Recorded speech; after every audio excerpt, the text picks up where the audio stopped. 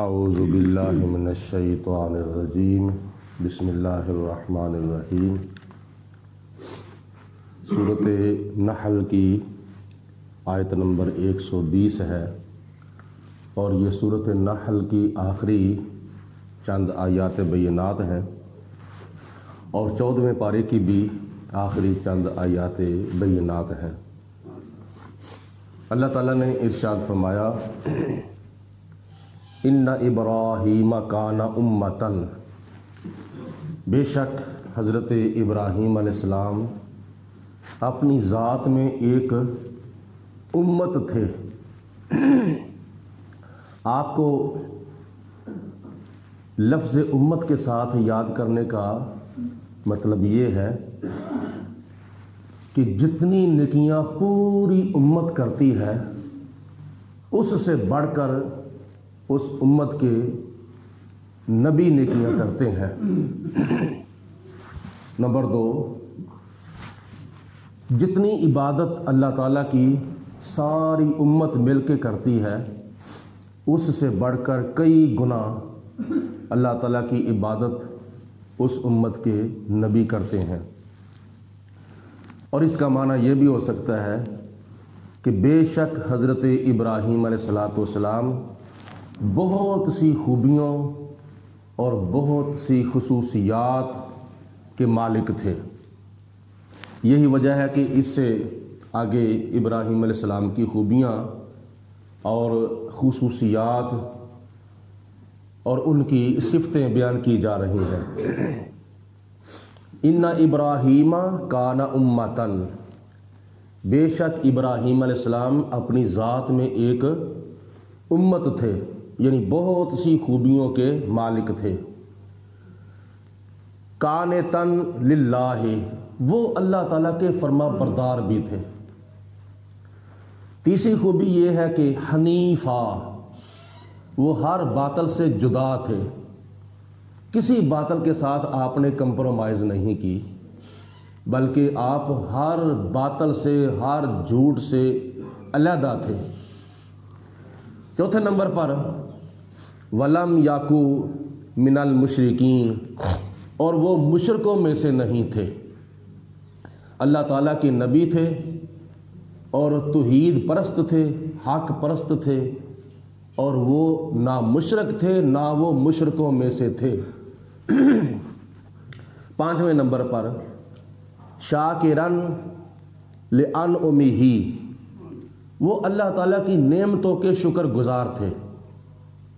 اللہ تعالیٰ نے جتنی بھی نعمتیں عطا کی تھیں ابراہیم علیہ السلام کو، وہ اللہ تعالیٰ کی نعمتوں کا شکر ادا کرتے تھے۔ 6 نمبر پر اجتباہ، اللہ پاک نے حضرت ابراہیم علیہ السلام کو اپنی نبوت اور رسالت کے لیے منتخب فرمایا تھا، چن لیا تھا۔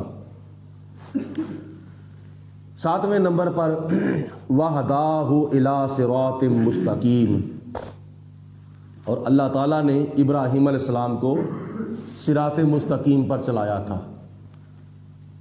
آپ نے صراط مستقیم پر استقامت اختیار کی تھی۔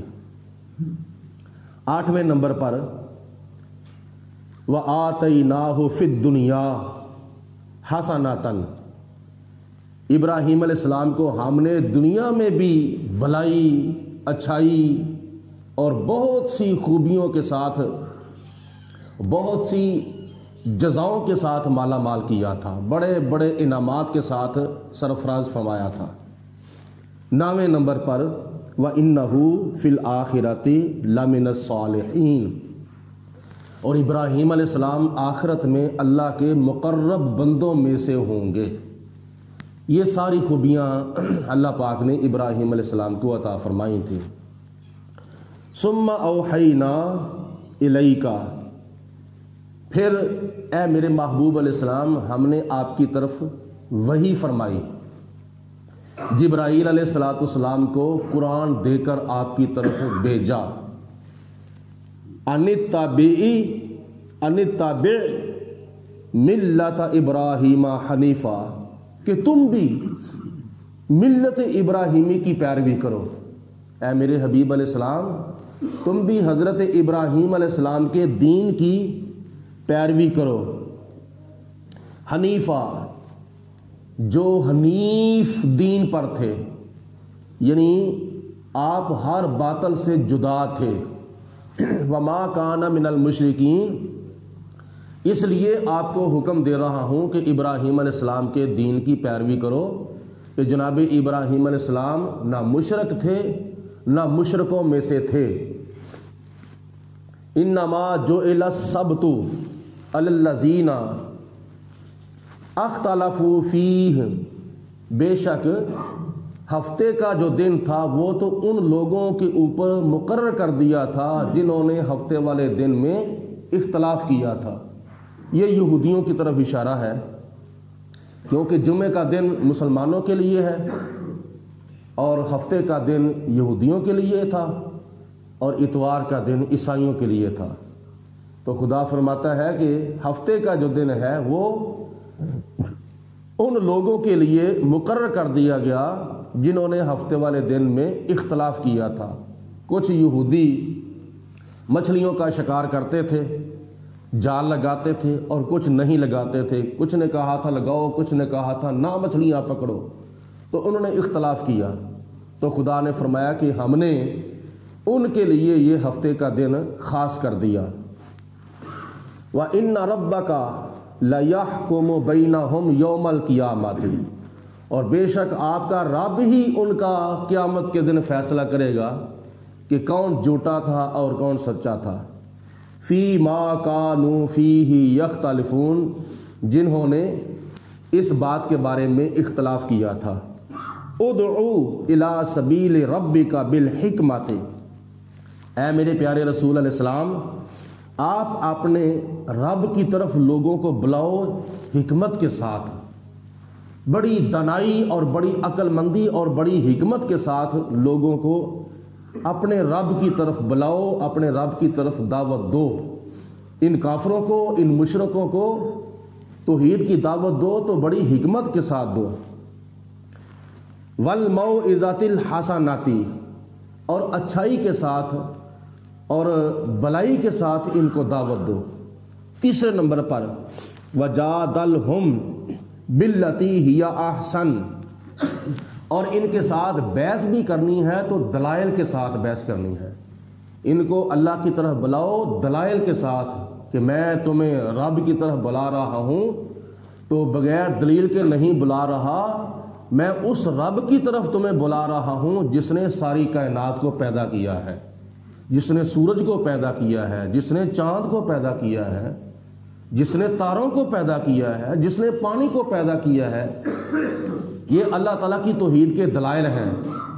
تو اللہ تعالیٰ کی توحید کی طرف بلاؤ اور ان کو دلائل کے ساتھ بلاؤ۔ تین طریقوں سے اللہ تعالیٰ نے نبی پاک علیہ السلام کو حق کی طرف، دین کی طرف بلانے کا حکم دیا ہے۔ ان ربک هو اعلم بمن ضل عن سبیلہ، بے شک آپ کا رب ان لوگوں کو جانتا ہے کہ جو اللہ تعالیٰ کے بتائے ہوئے راستے سے پھسل چکے ہیں، بھٹک چکے ہیں، گمراہ ہو چکے ہیں۔ اللہ پاک ان کو خوب جانتا ہے۔ وَهُوَ أَعْلَمُ بِالْمُهْتَدِينَ، اور خدا تعالیٰ ان کو بھی خوب جانتا ہے جو اس کے راستے پر قائم ہیں، جو ہدایت یافتہ ہیں، جو سیدھے راستے پر ہیں، اللہ پاک ان کو بھی جانتا ہے۔ وَإِنْ عَاقَبْتُمْ فَمَا فَعَاقِبُوا بِمِثْلِ مَا عُوقِبْتُمْ بِهِ، اے میرے حبیب علیہ السلام، جب بطور انتقام جب تم کسی کو سزا دو تو ان کو اتنی ہی سزا دو جتنی اس نے تمہیں تکلیف دی ہے، بطور انتقام۔ جس کو بھی تم سزا دو، یا بطور عدل یا بطور انصاف، جس کو سزا دو تو اس کو اتنی ہی سزا دو جتنی اس نے تمہیں تکلیف دی ہے۔ مفسرین فرماتے ہیں کہ یہ آیت مبارکہ اس وقت نازل ہوئی تھی کہ جب جنگ احد کے اندر کافروں نے جن مسلمانوں کو شہید کیا تھا، شہید کرنے کے بعد کئی شہید مسلمانوں کی جسم کے اعضاء کاٹ دیے، کسی کے کان کاٹ دیے، کسی کی ناک کاٹ دی، کسی کی آنکھیں نکال دی، کسی کے بازو کاٹ دیے، کسی کی ٹانگیں کاٹ دی۔ تو ان میں حضرت امیر حمزہ رضی اللہ تعالی عنہ بھی شامل تھے، جو کہ نبی پاک علیہ الصلوۃ والسلام کے سگے چچا جان تھے۔ تو جب نبی پاک علیہ الصلوۃ والسلام نے اپنے چچا کی یہ حالت دیکھی تو بڑا دکھ لگا اور آپ کو بڑا صدمہ ہوا۔ آپ نے اس وقت قسم اٹھا لی کہ میں اپنے چاچے کا ان کافروں سے بدلہ لوں گا، اپنے چاچے کے بدلے میں ان 70 کافروں کو ماروں گا اور ان کا یہی حال ہوگا۔ تو اس وقت اللہ پاک نے فرمایا کہ اے میرے محبوب علیہ السلام، وَإِنْ عَاقَبْتُمْ فَعَاقِبُوا بِمِثْلِ مَا عُوقِبْتُمْ بِهِ، جتنی انہوں نے تمہیں تکلیف دی ہے بطور انتقام ان سے اتنا ہی بدلہ لیا جائے، اتنی ہی ان کو سزا دی جائے۔ تو پھر نبی پاک علیہ الصلوۃ والسلام نے اپنی قسم کو توڑا اور قسم کا پھر آپ نے کفارہ ادا کیا۔ وَلَئِن صَبَرْتُمْ، اور اگر آپ صبر کریں گے، لَهُوَ خَيْرٌ لِلصَّابِرِينَ، تو پھر صبر کرنے والوں کے لیے صبر ہی اچھا ہے۔ وَاصْبِرْ، اور صبر کرو، وَمَا صَبْرُكَ إِلَّا بِاللَّهِ، اور جو آپ صبر کریں گے تو یہ آپ کا صبر کرنا یہ اللہ تعالیٰ کی توفیق سے ہے۔ جتنی دیر تک اللہ کسی کو صبر نہ دے کوئی صبر نہیں کر سکتا۔ تو خدا تعالیٰ کی ذات بابرکات جب صبر دیتا ہے تو پھر بندہ صابر بن جاتا ہے۔ تو آپ جو صبر کر رہے ہیں اے میرے پیارے رسول، یہ اللہ کی طرف سے آپ کو صبر دیا گیا ہے۔ وَلَا تَحْزَنْ عَلَيْهِمْ، اور آپ ان کا غم نہ کھائیں۔ کوئی کافر مسلمان ہوتا ہے تو ٹھیک ہے، نہیں ہوتا تو نہ ہو۔ کوئی مشرک مسلمان ہوتا ہے تو ٹھیک ہے، اگر نہیں ہوتا تو نہ صحیح، لیکن آپ ان کے بارے میں ٹینشن نہ لیں، فکر نہ کریں، آپ ان کا دکھ نہ کریں۔ وَلَا تَكُوا فِي ضَيْقٍ مِّمَّا يَمْكُرُونَ، اور وہ جو آپ کے خلاف منصوبے بناتے ہیں، سازشیں کرتے ہیں، آپ کے خلاف خفیہ پلاننگ بناتے ہیں، تو آپ کا ان کی سازشوں سے سینہ دل تنگ نہیں ہونا چاہیے۔ ان اللہ مع الذین اتقوا، اس لیے کہ بے شک اللہ تعالیٰ ان لوگوں کے ساتھ ہے جو اللہ تعالیٰ سے ڈرتے ہیں، جو خدا کا خوف کرتے ہیں، اللہ ان کے ساتھ ہے۔ تو جن کے ساتھ اللہ ہو تو پھر اس کو کیا فکر ہو سکتی ہے، اس کو کیا غم ہو سکتا ہے۔ والذین هم محسنون، اور جو نیکوکار ہیں، جو لوگ نیکیاں کرتے ہیں، اللہ پاک نیکیاں کرنے والوں کے بھی ساتھ ہے۔ اللہ تعالیٰ کے فضل و کرم سے آج 14واں سپارہ بھی مکمل ہوا اور سورۃ نحل بھی مکمل ہوئی۔ اور ان کو اٹھا دو ذرا، اللہ تعالیٰ خیر فرمائے، غور فرماؤ، توجہ کرو، میری بار بار توجہ ان کی طرف جا رہی تھی۔ تو اللہ تعالیٰ کی توفیق سے کل انشاءاللہ تعالیٰ 15واں سپارہ بھی شروع ہوگا اور سورۃ بنی اسرائیل کا بھی آغاز ہوگا۔ اور آج ماہ جمادی الثانی کی 22 تاریخ بھی ہے، یعنی حضرت سیدنا ابو بکر صدیق رضی اللہ تعالیٰ عنہ کا یوم وصال بھی ہے۔ اور پورے عالم اسلام کے اندر 22 جمادی الثانی کو حضرت سیدنا صدیق اکبر کا یوم وصال جو ہے وہ منایا جاتا ہے۔